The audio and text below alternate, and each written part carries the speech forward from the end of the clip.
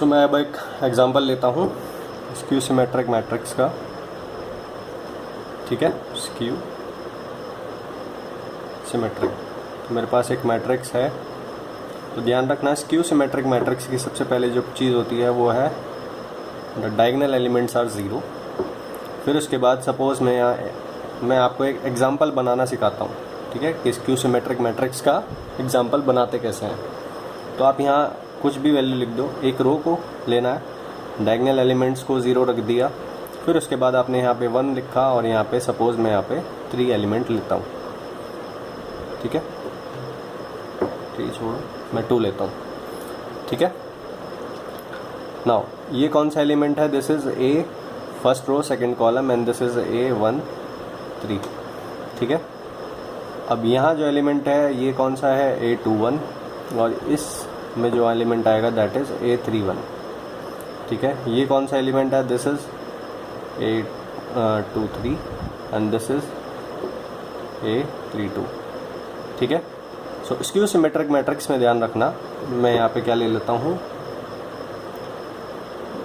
Skew symmetric matrix में ध्यान रखना A12 and A21 should be negative of each other. तो ये क्या है? +1 है, तो ये क्या होना चाहिए? -1। ये क्या है? A13 और ये क्या है? A31। तो ये these two should be negative of each other. तो ये क्या है? +2 है, तो ये क्या होना चाहिए? -2।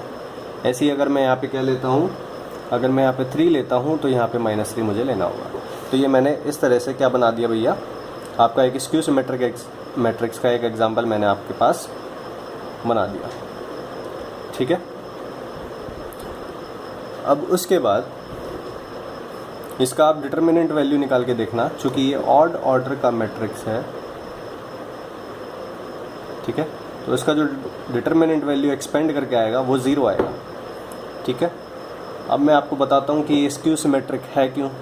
आप यहाँ से A ट्रांसपोज मैट्रिक्स निकालो। ठीक है, तो A ट्रांसपोज में क्या होगा? रो बिकम्स कॉलम, तो ये 0 1 2 बन जाएगा कॉलम, ये -1 0 3 बन जाएगा कॉलम, ये -2 -3 0 बन जाएगा थर्ड कॉलम।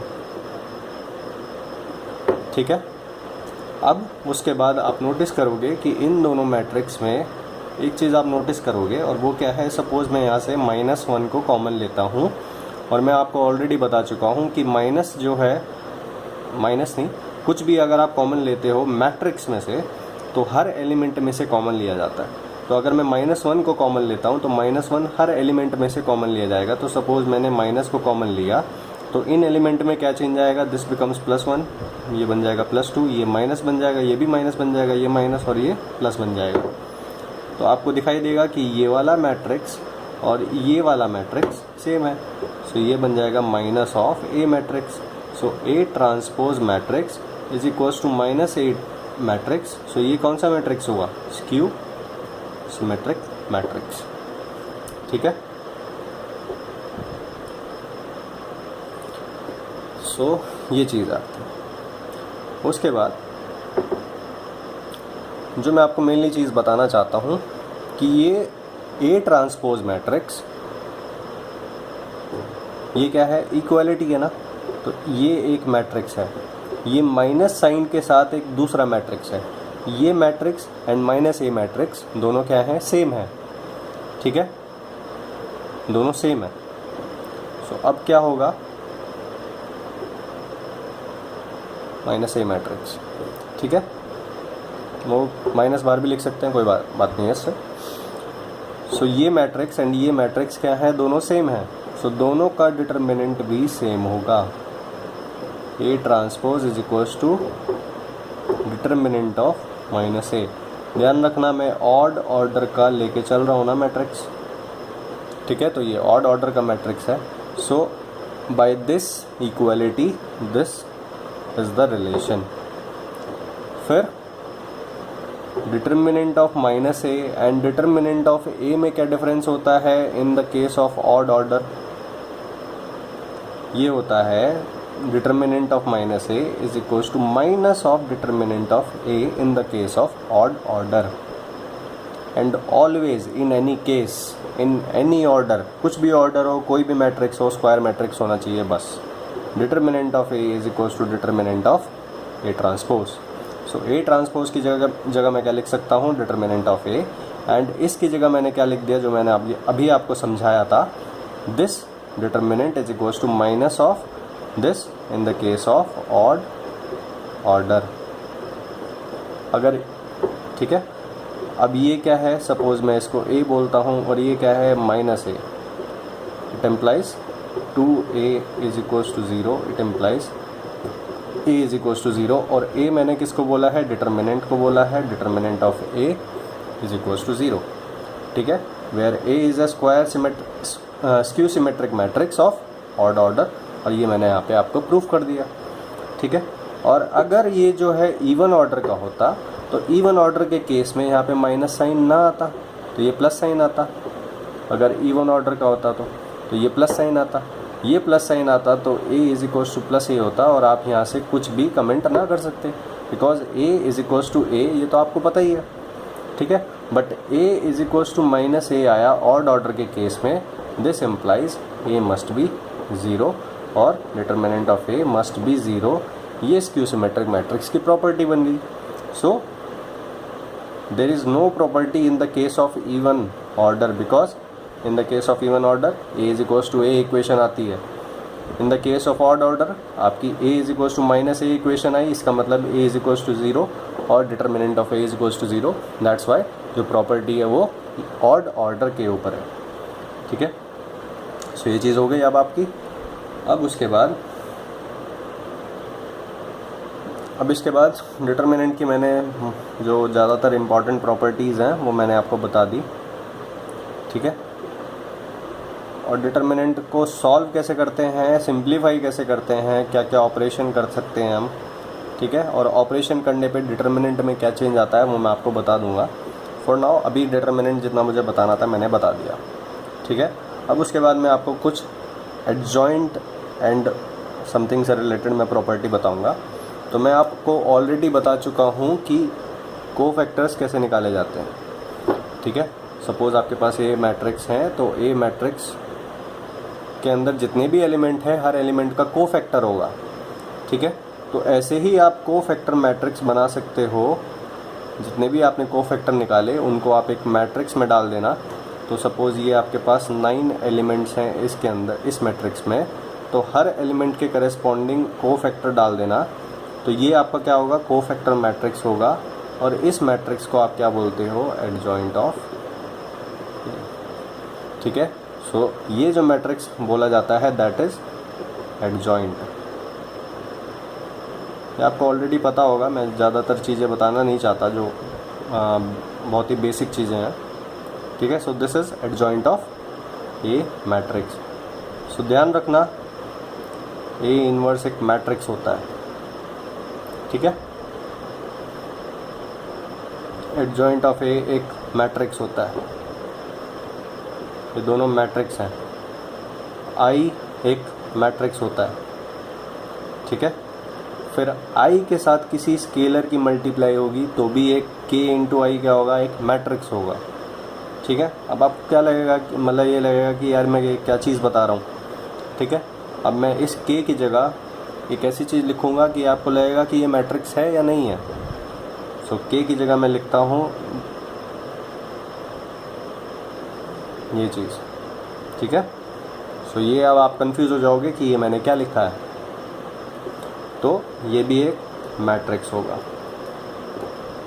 इस चीज़ का क्या मतलब है, इस चीज़ का ये मतलब है, आपको पता है, सपोज़ मैं एक आइडेंटिटी मैट्रिक्स लेता हूँ और वो जो मैट्रिक्स है वो मैं इस तरह से ले लेता हूँ 3×3 का। आपको पता होगा determinant of identity matrix is equals to 1 because 1 into 1 into 1 ये होगा इसका डिटर्मिनेंट वैल्यू, ठीक है। सो ये डिटर्मिनेंट वैल्यू होगा। अब ये क्या है, determinant of A is a scalar value, a scalar value multiplied by a matrix is again a matrix, ठीक है।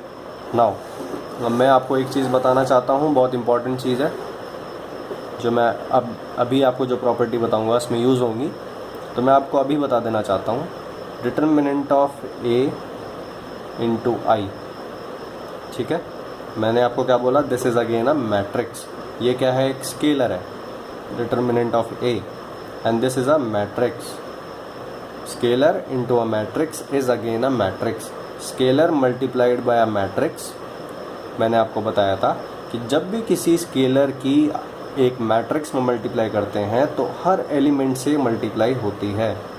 तो सपोज़ मैं 3/3 का मैट्रिक्स लेता हूँ, 0 0 0 0 0 0, और यहाँ डिटर्मिनेंट ऑफ ए आपका बैठा हुआ है। So this is determinant of A into I. ये क्या है, दिस इज अ मैट्रिक्स। अब उसके बाद आप यहाँ से देखोगे ये क्या है, अगर आप इसको यहाँ पे डिटर्मिनेंट ऑफ के ए की जगह आप इसको के आई लिख देते हो तो आपको आसानी होगी। आपको पता है determinant of I is equals to 1, so determinant of k I is equals to k to the power n, where n is the order of the I identity matrix. ठीक है, सो ये आपको यहाँ से दिख जाएगा। ठीक है, अगर आप इसको डिटर्मिनेंट ऑफ ए को के से डिनोट करते हो तो आपको ये चीज़ दिख जाएगी। ठीक है, बट मैं अगर डिटर्मिनेंट ऑफ ए इंटू आई लिखता हूँ और फिर मैं आपसे बोलता हूँ कि ये जो मैट्रिक्स है इसकी डिटर्मिनेंट वैल्यू क्या होगी, तो आपको कन्फ्यूजन होगा। ठीक है ना, सो हमेशा डिटर्मिनेंट ऑफ ए को एक स्केलर टर्म सोच के चलना कि दिस इज सम के वैल्यू। ठीक है, उसके बाद सोचना that this is k to the power n into determinant of I is equals to k to the power n। ठीक है, और ये यहाँ से भी आपको दिख सकता है।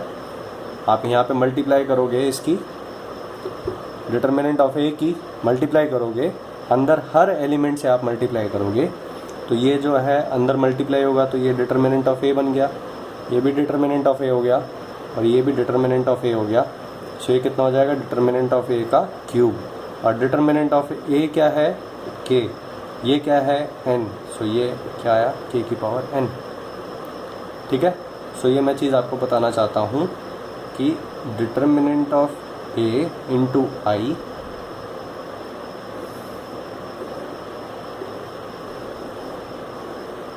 Determinant of A into I is a matrix. ठीक है, दो तरह से सोच सकते हो। अगर मैं, ये क्या है, ये मैट्रिक्स है, अ scalar multiplied by a matrix is a matrix. ठीक है, पहली चीज़। फिर उसके बाद अगर मैं आपसे बोलता हूँ कि इस मैट्रिक्स का डिटर्मिनेंट वैल्यू क्या होगा, ठीक है, तो अगर आप डायरेक्टली सोचते हो तो क्या होगा, डिटर्मिनेंट ऑफ ए यानी कि scalar to the power n, where n is the order of the identity matrix. और अगर आप कैसे सोचते हो, इनडायरेक्टली सिंप्लीफाई करके सोचते हो, यानी कि determinant of k into I, where k is equals to determinant of a, k is a scalar term. ठीक है, यहाँ से सोचते हो तो आपको,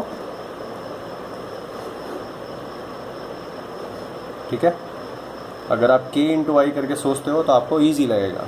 तो k to the power n into determinant of I, ये कितना होगा, k to the power n।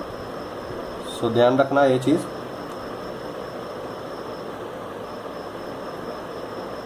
Determinant of a is a scalar multiplied by a matrix is a matrix. So determinant of a into I is a matrix. उसका determinant value कितना होगा, scalar to the power n, where n is the order of identity matrix. ठीक है, तो ये चीज़ है, और मैं आपको अब इससे आगे अगले लेक्चर में बताऊंगा।